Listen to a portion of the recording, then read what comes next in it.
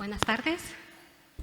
Pues bueno, como dijo Marcelo, vamos a empezar el libro de Esdras, que es muy interesante. Vamos a leer el primer capítulo, capítulo 1.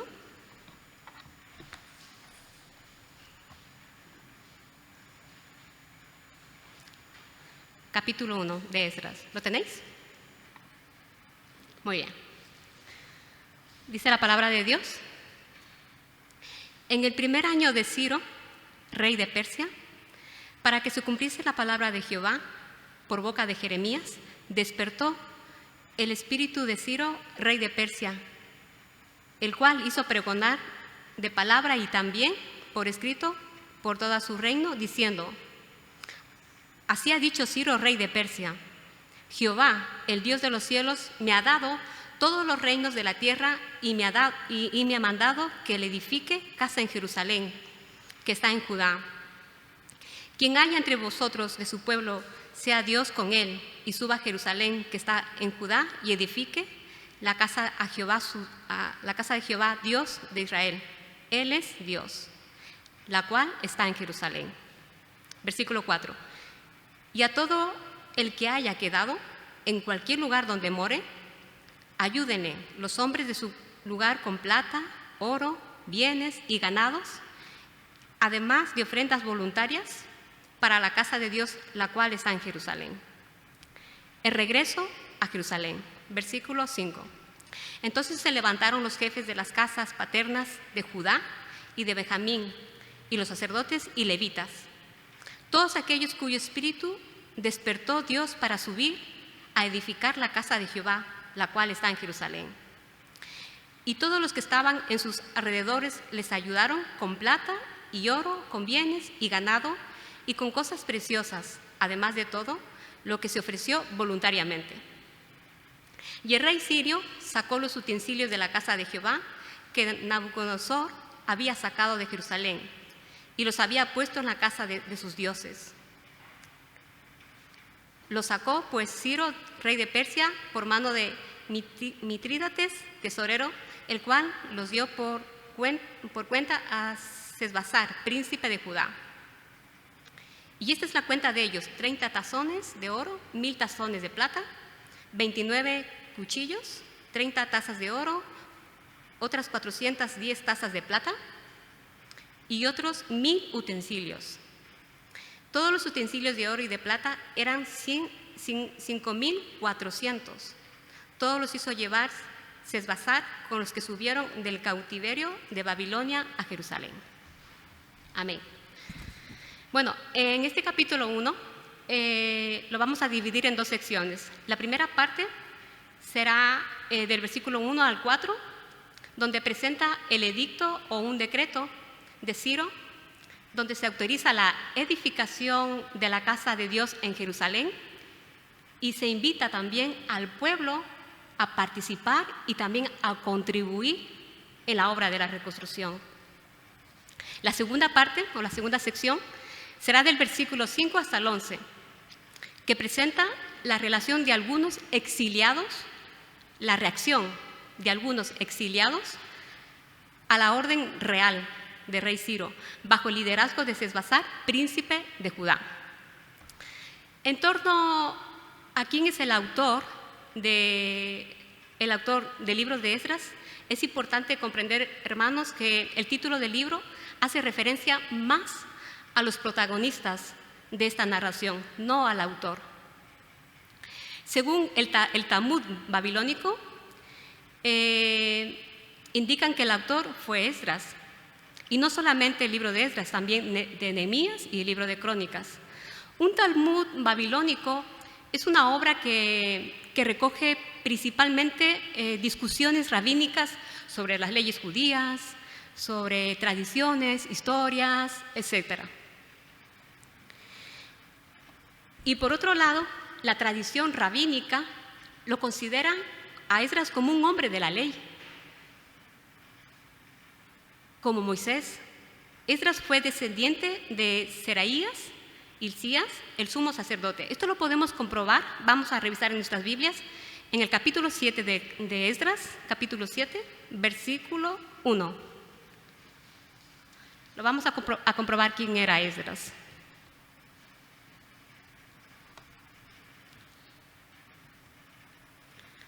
Capítulo 7, verso 1.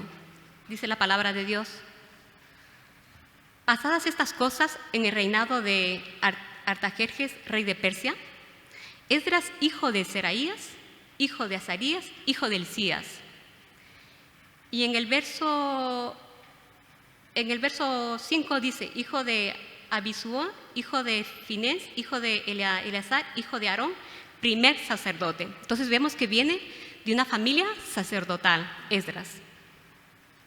Y hay algo interesante también en este mismo capítulo, en el verso 10. Mirad cómo es la característica de un hijo de Dios que estudia la palabra.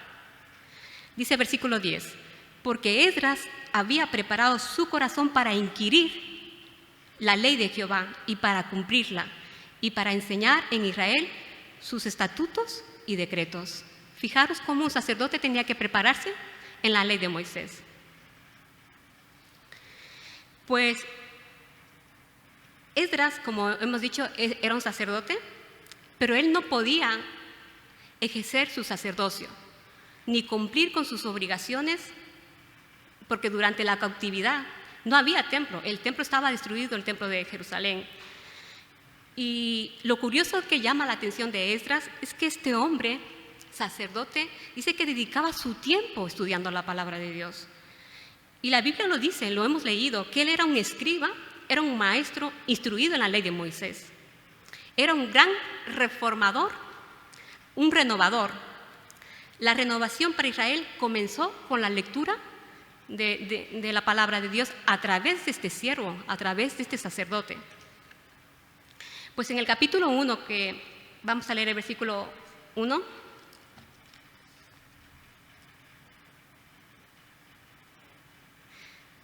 dice la palabra de Dios, la siguiente diapositiva. Bueno, ahí miramos las características de que Esdras, como maestro instruido en la ley, perseveraba a pesar de que estaban en cautiverio en Babilonia. Este hombre perseveraba en la palabra de Dios estudiando.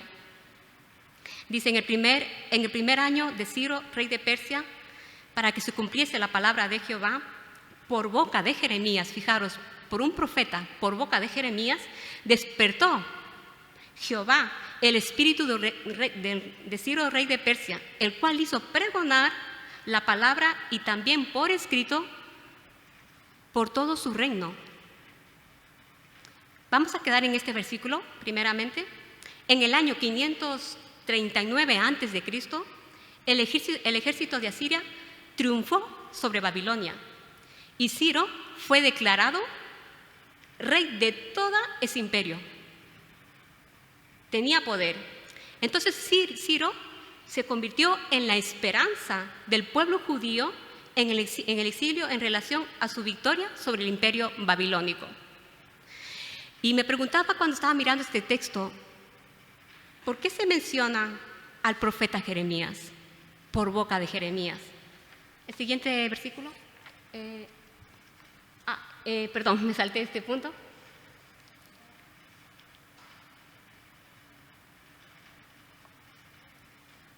Ahí está. ¿Por qué se menciona por boca de Jeremías? Aquí hay una afirmación teológica importante.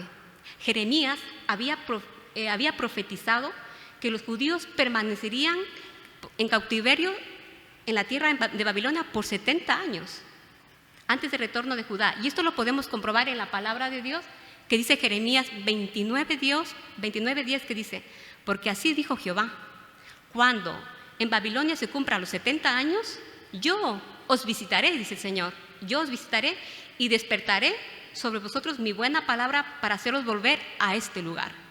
Fijaros el plan y el propósito que el Señor tenía y cómo ya Jeremías ya profetizó la restauración de Israel.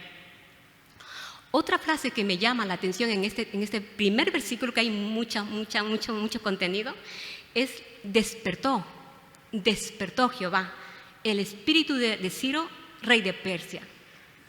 Dios es el que despierta, Él es el que enciende nuestros corazones y Él es el que manda en nuestras mentes.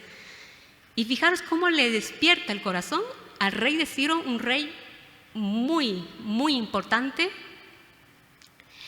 vemos que el control del Señor sobre la historia humana se manifiesta en la expresión despertó Jehová el espíritu de Ciro, que se ha traducido como el Señor impulsó, levantó a Ciro, y que indica claramente que por el poder detrás de las acciones del rey Ciro, detrás de sus acciones, de sus mandatos, esto proviene de Dios. No porque el hombre lo diga, es porque Dios está detrás de todo ello. El Dios de Israel es el Señor de todas las naciones. Y aunque Ciro no lo reconoció, hubo una parte al Dios vivo, al Dios verdadero, pero Dios estaba por encima del rey Ciro y tenía planes con el rey Ciro. Y solamente Dios tiene la capacidad y el poder de usar pueblos y reyes paganos, fijaros, reyes paganos para cumplir sus propósitos y sus objetivos. Nuestro Señor en la historia tiene sus riendas firmemente su poder y bajo su control. ¿Por qué os digo esto? Voy a contar una experiencia mía, así pequeñita, en breves rasgos. Y cuando estaba estudiando Esdras, dije, Señor, ¿cómo tú puedes estar por encima de los que no son creyentes? ¿Cómo tú puedes tocar el corazón de una persona de Cataluña? Y esto me pasó en Castelldefels, que iba a las compras, que vivía en el pueblo, iba a comprar la comida y llevaba 50 euros. Dije, bueno, con esto compraré lo importante. Llegué ahí en el pueblo de Castelldefels, en el Aneblau, y fui metiendo cosas en el canastillo, metiendo, ya me vi un montón de ahí de cosas. Y también al último momento el papel higiénico también allí. Y cuando llegué para pagar, la chica empezó a pasar las cosas. Y me dice la chica, pues son 76 euros por allí. Y claro, yo había llevado 50 euros. Dije, vaya, bueno, pues nada, dije, quítame las cosas, y el papel higiénico también me lo quitó, bueno, y una serie de cosas me iba quitando hasta que me quedó 47 euros por ahí más o menos. Y yo dije, bueno, está bien, 47 euros puedo pagar con los 50. Y de pronto yo que estaba metiendo mis cositas, escuché una voz de una mujer, identificada como una voz catalana, y le dice esta mujer a la cajera, le dice, déjaselo que yo se lo pago. Se lo pago. Ese momento yo regresé a ver atrás, dije, wow, o sea, me bajaron las lágrimas de los ojos, dije, Señor, ¿cómo puedes hacer esto? Y yo empecé a llorar, y la mujer una mujer se la veía muy destacada, alta, y yo me salí de ahí, de ese lado, y cogí y la abracé a la señora, no, tranquila, que para mí no es problema pagarte esta cantidad, me lo dijo ella. Dije, wow. O sea, yo lloré y la abracé, le dije muchísimas gracias, luego se desapareció. Pero cuando estuve estudiando este capítulo, dije, Señor, tú eres quien utiliza a no creyentes, a personas importantes, como Ciro, que era un hombre muy importante. Entonces veo cómo el Señor Dios guía la corriente de redención para Israel a través de la historia. Al hacerlo, a veces, Él opta por humillar a los gobernantes, poderosos como se acuerdan de Faraón, cómo el Señor lo humilló a Faraón en el libro de Éxodo, y también a Nabucodonosor, cómo fue a parar en el bosque, andando como si fuese un hombre lobo, digamos así.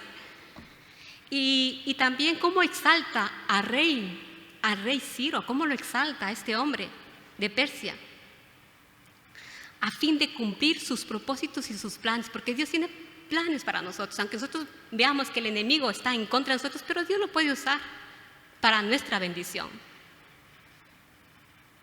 Estos faraones, o reyes, o gobernantes, o presidentes, o del PPP, o del cual que sea, o cualquier político que sea, piensan que actúan libremente, y así es. Tú puedes actuar libremente porque tienes la capacidad, tienes la libertad. Pero más allá de esa responsabilidad humana está la sabiduría de Dios.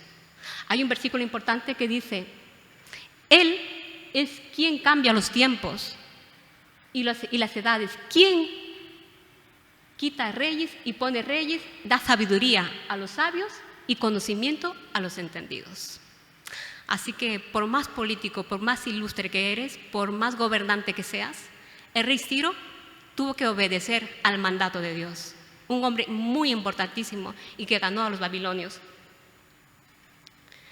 El versículo 2, ahí empieza el decreto de Ciro.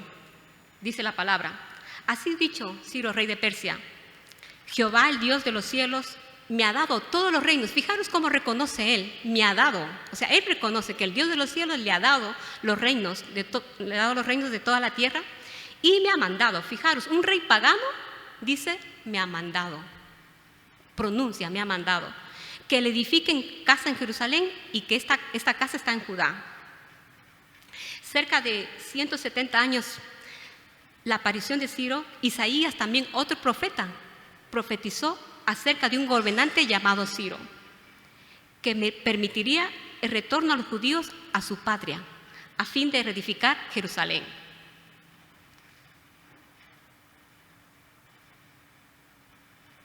Dice la profecía en el libro de Isaías. Tenemos otra prueba más cómo el Señor habla a través de los profetas. Yo, el que despierta la palabra de su siervo y cumple el consejo de sus mensajeros, que dice Jerusalén, serás habitada y a las ciudades de Judá reconstruidas serán y sus reinos y sus ruinas edificaré. Para el Señor no es nada imposible edificar el templo. Él ya tenía previsto. El mandato de edificar una casa en Jerusalén significa que Dios le había ordenado totalmente hacerlo a Ciro. Esto fue un hecho muy notable. Si recordamos que Ciro era en aquel tiempo un gobernante mundial no judío. Aparentemente Ciro, por medio del profeta Daniel, llegó a conocer al Dios vivo y verdadero. Aparentemente, no lo sabemos si es a ciencia cierta, si verdaderamente conoció, pero aparentemente. Los versículos 3 y 4 nos dicen: quien haya entre vosotros de su pueblo, sea Dios con él, y suba a Jerusalén que está en Judá y edifique la casa de Jehová, Dios de Israel. Él es Dios, el cual está en Jerusalén. Y todo el que haya quedado en cualquier lugar donde more, ayúdele los hombres de su lugar con plata, oro, bienes y ganados, y además de ofrendas voluntarias para la casa de Dios, el cual está en Jerusalén. Entonces, hermanos, vemos cómo Ciro dio permiso a los judíos que habían sido cautivados en Babilonia, que estaban en cautiverio, para que regresaran a Jerusalén.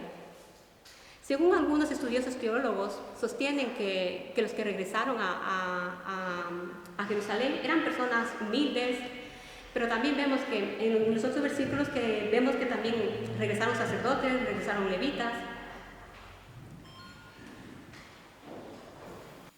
Pues estos jefes eran las casas paternas de Judá y de Benjamín. Estos hombres resolvieron regresar a su tierra para contribuir con su trabajo en la reedificación del templo, donde se manifestaba ¿qué? La presencia de Dios. La posibilidad de retorno llegó a todos los judíos por igual. A todos les llegó la posibilidad. Y también a todos los hijos de Dios nos llega el Evangelio, la palabra, el estudio, a todos nos llega.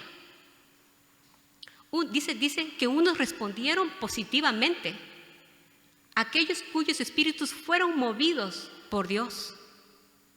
Esto no exime de responsabilidad a los que optaron por quedarse allí, porque según algunos estudiosos de teología, afirman que unos se quedaron porque vieron que había comodidad.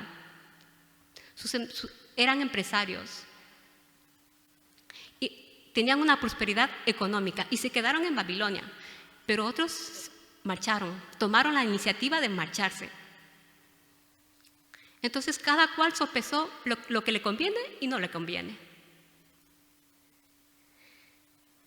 Pero es importantísimo que nadie habría vuelto a Jerusalén si no hubiera sido por la acción salvadora de Dios moviendo a Ciro a publicar el decreto y estimulando a muchos judíos a aprovechar la ocasión. Nosotros, la Iglesia de Dios, hemos acudido por la fe a Jesucristo. Hemos sido hechos nuevas criaturas.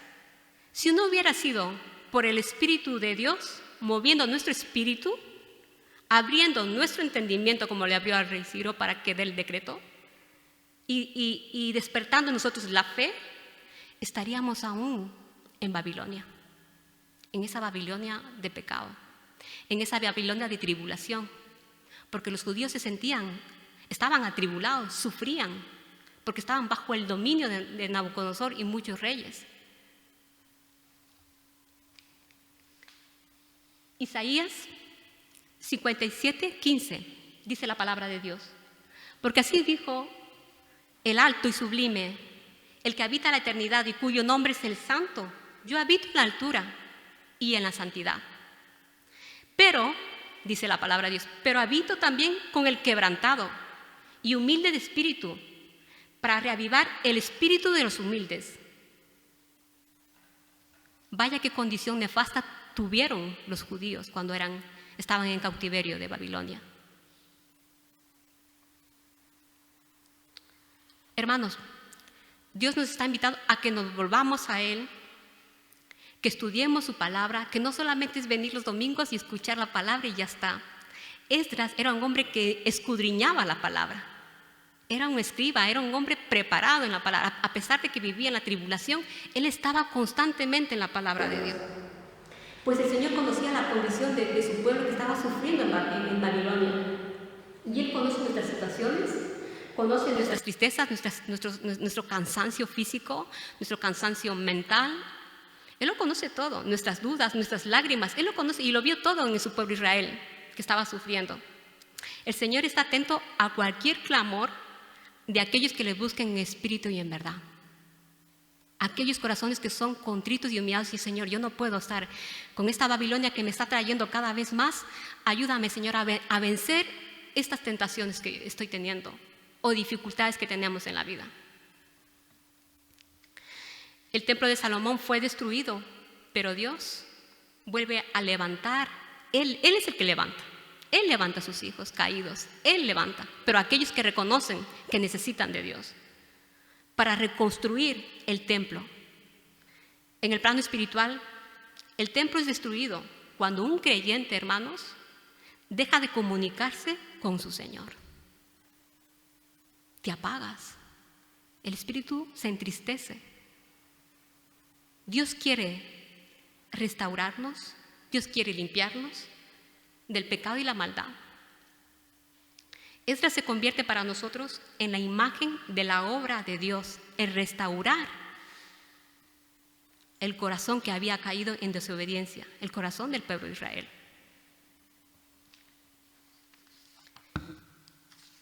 Continuamos con el versículo 5.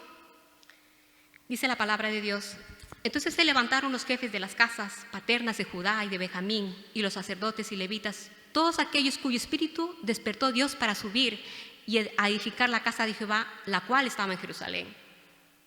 La respuesta al decreto de Ciro fue inmediata. Ellos no dijeron, no, vamos a pensarlo. Me voy a quedar aquí un rato a pensarlo. Ay, no tengo ganas de ir a la iglesia, no tengo ganas de ir al estudio, voy a quedarme aquí a pensarlo. ¿Cuántas veces decimos, me voy a quedar aquí o voy a hacer otra cosa? Pero dice que la reacción de ellos fue positiva. Tanto los de Benjamín, los sacerdotes, dijeron, sí, nos volvemos a levantar a Israel, a volver a reconstruir el templo de Israel. Si tenemos el permiso de Ciro, el rey, el escritor quiere afirmar que Dios no solo inspira a Ciro a prolongar el rito, sino que también inspiró a los judíos a que comenzaran la organización y la movilización. Cuán importante es, hermanos, tener una organización y una movilización en una iglesia. Que no seamos pasivos, inertes. Necesitamos organizarnos, necesitamos movilizarnos en la obra de Dios. Así como fueron ellos. Vamos a ir adelante. Si tenemos ahora el permiso de este gran rey, salimos adelante a servir, a movilizarnos, a despertarnos. Pues también hemos leído en este capítulo un personaje que también me trajo en este capítulo 1. Es el príncipe de Judá llamado Besasar. Estuve investigando de él, pero no encontré mucho, y algunos teólogos pues piensan que es igual que Zorobabel, que lo vais a ver en el capítulo 2. Pero bueno, lo único que nos puede aportar es que se puede decir de él que fue el primer líder que llegó desde Babilonia a Jerusalén con grupos de judíos para reconstruir el templo. Dios llega al corazón del imperio persa para comenzar el proceso de liberación, el retorno a la tierra prometida, la reconstrucción del templo y el restablecimiento del culto del Señor en el templo de Jerusalén. ¿Cómo empieza el Señor con el plan? Vamos a leer los versículos 9-11. Y bueno, aquí vemos un inventario de los utensilios que el rey Nabucodonosor sacó del templo de Salomón. Dice, y esta es la cuenta de ellos: 30 tazones de oro, 1000 tazones de plata, 29 cuchillos, 30 tazas de oro, 410 tazas de plata y 400.000 utensilios. Todos los utensilios de oro y de plata eran 5.400. Todos los hizo llevar por Sesbazar, este príncipe de Judá, con los que subieron del cautiverio de Babilonia a Jerusalén. La esperanza del creyente se basa en el hecho de que Dios, su propósito es desarrollar un pueblo redimido, un pueblo transformado. Y ese era el propósito de Dios que tenía para su pueblo Israel, cuando volviesen.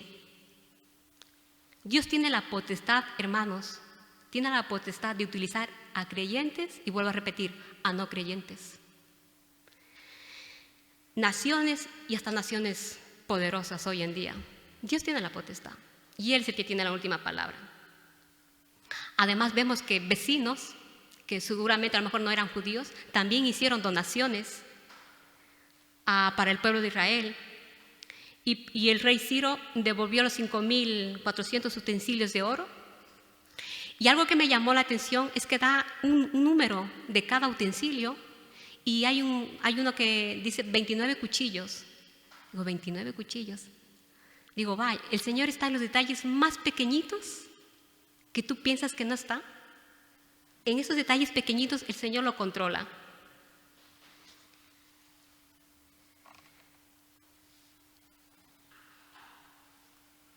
Dice la palabra de Dios: teniendo pues un gran sumo sacerdote que trascendió los cielos, Jesús, el Hijo de Dios, retengamos nuestra fe. Nuestra fe tiene que estar basada únicamente en Cristo, nuestro Salvador. Dios quiere restaurar nuestros templos como restauró al pueblo de Israel. No nos quedemos, hermanos, metidos en Babilonia, en esa Babilonia pagana espiritual. Tú sabes cuál es tu tipo de Babilonia, con qué estás luchando. Dios sabe el sufrimiento que estás atravesando, pero Dios quiere restaurarnos, Dios quiere darnos esperanza en Él a través de su Hijo amado. Así que Cristo, como sumo sacerdote, Él cada día nos quiere enseñar su palabra, nos quiere transmitir qué quiere que aprendamos. Así que, hermanos, espabilemos y pongámonos a estudiar la palabra de Dios, porque eso va a ser de bendición para nuestras vidas. Hoy en día tenemos tenemos enemigos, tenemos cosas del mundo que nos atraen muchísimo, y que no digo mal, que el Internet es una herramienta que tú la puedes usar para tus estudios, para cualquier cosa, pero ten cuidado cuánto tiempo estás invirtiendo. Sé un sacerdote, sé un hombre, una mujer como sacerdote que leía la palabra de Dios, que a pesar de que estaban en cautiverio, él seguía adelante y animó a la gente. Y necesitamos gente aquí en nuestra congregación que nos animen, que tomen la iniciativa, gente que tome organización y movilización. Vamos a seguir adelante con nuestra iglesia de aquí de Vilanova. Tenemos que seguir adelante. Seamos poquitos, seamos muchos, el Señor es el que va adelante y Él va a dirigir la obra. Así que, hermanos, os animo a que demos gracias al Señor, porque ya no somos esclavos del pecado, somos libres, somos redimidos, Dios nos ha hecho nuevas criaturas, y que el Señor les bendiga.